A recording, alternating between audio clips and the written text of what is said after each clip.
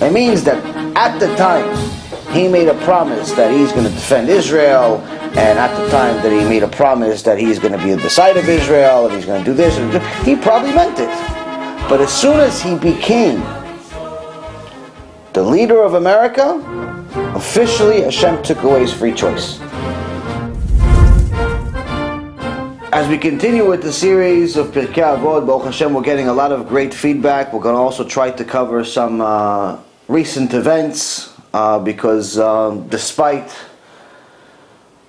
how much we try to influence the world with as much Torah as possible, people still have to deal with the day-to-day lives, and today's day-to-day lives are swamped with politics.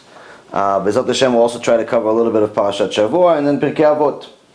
But to give you just a little bit of an idea in regards to this whole issue with politics, I generally don't like to really talk about politics.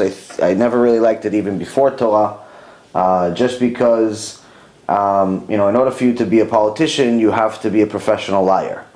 It's just a reality. It's not necessarily a new insight that I created. This is what it is. You have to, in order for you to be a successful lawyer, which we'll talk about today, you have to be a professional liar. And most politicians are former lawyers. Lawyers and judges and so on. And the reason why is because you have to be able to speak out of both sides of your mouth. You have to say this and sometimes do something else. You have to do something else and say something else. You always have to be politically correct. That's why they call it politically correct. It's not a compliment to tell somebody they're politically correct. So when you're politically correct, you're talking out of both sides of your mouth, and you're doing things that look appropriate but are not usually appropriate, or what's needed. And I think that even though it's definitely better for Am Yisrael not to have Hillary Clinton as the president and her terrorist assistant behind her, Uma something, it's definitely better not to have them, but I wouldn't necessarily say, okay, this is the Mashiach is here either. Donald Trump seems like a nice person, and great that his daughter converted, and but it doesn't mean anything. It means absolutely nothing.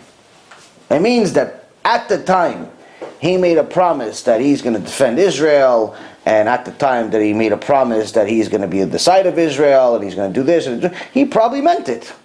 But as soon as he became the leader of America, officially HaShem took away his free choice. This, we have several sources in the Torah that say this. His free choice is no longer available. HaShem will use him as a tool to do his will. If Am Yisrael does TeShuva, then he'll use him to do good for Am Yisrael.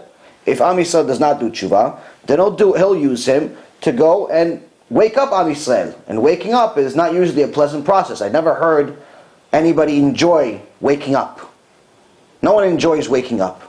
It's the first couple of seconds are terrible. It's like, I prefer to sleep. You're lazy. You want to sleep you want to snooze for another 10 minutes, another 10 hours, whatever you want to snooze for. No one wants to wake up in the morning. It's not a pleasant process. Once you're awake, hopefully you have a pleasant day. But in reality, waking up is not fun. Same concept with waking up to the truth. Changing your life. Realizing that you're not allowed to work on Shabbat anymore. Realizing that you can't eat at McDonald's. Realizing that you have to separate from your spouse because they're of a different faith. Realizing that you have to leave your synagogue because they're idol worshipping there. Instead of worshipping Hashem, they're worshipping some rabbi. It's a wake-up call. People don't like wake-up calls, but they're necessary. They're very much a necessary tool of Hashem. So I think that when people are actually putting so much, celebrating so much that Donald Trump won and that everything is going to be fine now, I think it's a complete delusion.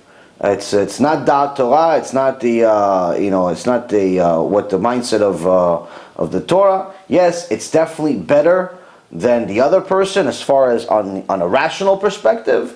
But what ends up happening from this point on? It's only in the hands of Hashem. It's always been in the hands of Hashem. And obviously, since Hashem saw that mankind is unfortunately stupid, and they were most likely going to make the wrong vote, Hashem had to take control. Because at least with Donald Trump, it's probably going to look realistic, as if it's his opinion. Whereas if Hashem wanted, Hillary Clinton to stop being anti-Semitic, that's more unrealistic. That's more unrealistic. So I think ultimately everyone needs to understand that whatever Hashem wants to happen is going to happen. When people ask me the question of where was God during the Holocaust, the answer is very simple. We made 3 or 4 lectures about it. He did it. He was there. There's no such thing as Hashem doing evil. He's not doing evil. It's not that He created the world to destroy it, but He created the world in order for the world to serve Him. So when people get their head around that and realize that the purpose of your life, the ultimate purpose of your life, is to do the will of Hashem, and by that you will benefit the most, by serving Him you'll benefit the most, then you realize that whatever way you're serving Him, whatever direction He's sending you, whatever obstacles and hurdles that you have to go through, that's the will of Hashem. You'll have a much easier time dealing with it. But people that say that, no, listen, I have no interest in Judaism, I have no interest in following this God of yours, I'm happy. I have my millions, I have my company, I have my kids, I have everything, I'm happy. And this we talked about yesterday a little bit, about someone that's a rasha, someone that's wicked, and wicked against Hashem, meaning not necessarily a mass murderer, it doesn't have to be a mass murderer, just somebody that's not keeping any of the mitzvot, not fulfilling the will of Hashem. And how could it be? Somebody that's wicked and is prospering. So in last night's Mishnah, it says, never ever get to despair. Never think that just because this wicked person is in a good position right now, that Hashem is not going to punish him. Punishment will come, and it's not only in the next world. It's in this world also. The problem that most people have is that they see the outside picture. They see the illusion. They see the Facebook pictures of how he went on vacation. They see the rumors of how he just bought this other company. They see the news article of how somebody is giving him credit. They don't see the fact that one of his 3 companies just declared bankruptcy, and that was the biggest one. They don't see that one of his kids is autistic, Hashem Erachem. They don't see that his wife is really cheating on him and he doesn't know. They don't see that stuff. You don't publicize that stuff. You don't see real life. So I think that it's very, very important for everyone to understand that when Hashem wants to run the world, He's going to run the world. And there's nothing you can do to get in the way. Not you, not me, not Donald Trump, not anyone. The best we can do is come to terms with that and realize that it's for our best interest to serve Hashem the best way, because we end up benefiting out of it anyway. We have to do it regardless, so might as well do it with love and enjoy it. Now obviously the closer you are with Hashem, the more enjoyable the process is. But when we're living in a world full of illusions, where we think that just because we have a new leader, or a new politician, and knew this and knew that, everything is going to be fine, and people are already celebrating as if the Mashiach already came, it scares me a lot. It scares me a lot, and the reason why is because this is exactly how it was right before World War II, right before the Holocaust. The Jewish people were at the top of Germany's ladder. They were top politicians. They were top businessmen. They were top health. Everything. Everything was great. Only thing they weren't at top in is religion. Why? Because 80% of them were intermarried and converted to Christianity and Catholicism. 80% of them in Germany. And obviously very high percentages across all of Europe. The point being is that we did everything except what God told us. So God said, okay, so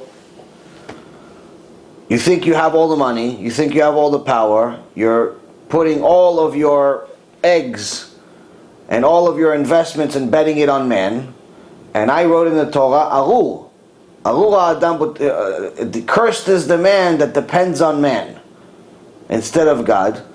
And Ga'avat Adam Tashpilenu, meaning the pride of man is what Hashem is going to use as a tool to embarrass him, to bring him down. And just like those politicians thought, in Germany, thought that they were doing good for their people by being politicians, well, Hashem made those very same politicians elect and bring to power the very same Rasha that ended up killing 6 million of us. Yimach Shemo Hitler.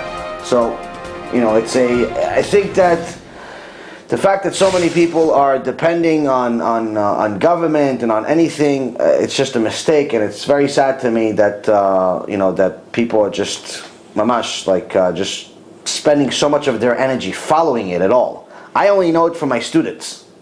They tell me about, oh, did you see this? Did you see this? I don't know. I don't see it, but I hear you. I hear you talking about, and you're talking about, everybody's talking about it. So, listen, B'ezrat Hashem, everything is good. I just don't necessarily see it that way. I guess maybe I'm a little bit more skeptical because I also come from Wall Street, and we were paid to be skeptical. We were paid to look for red flags. We were paid to look for bad things, for something wrong with the picture. Because every time you analyze a company, if you only look at it in an optimistic way, you're bound to fail. Eventually, you're going to see, oh, wait a minute, by the way, this company's cooking their books, they're cheating, and you were so excited about their future and the prospects of their new product, you didn't realize that in the meantime, everything they have in the bank is fake. Because you were so optimistic. So that's what we're paid to do. And same concept with politicians. It's no different.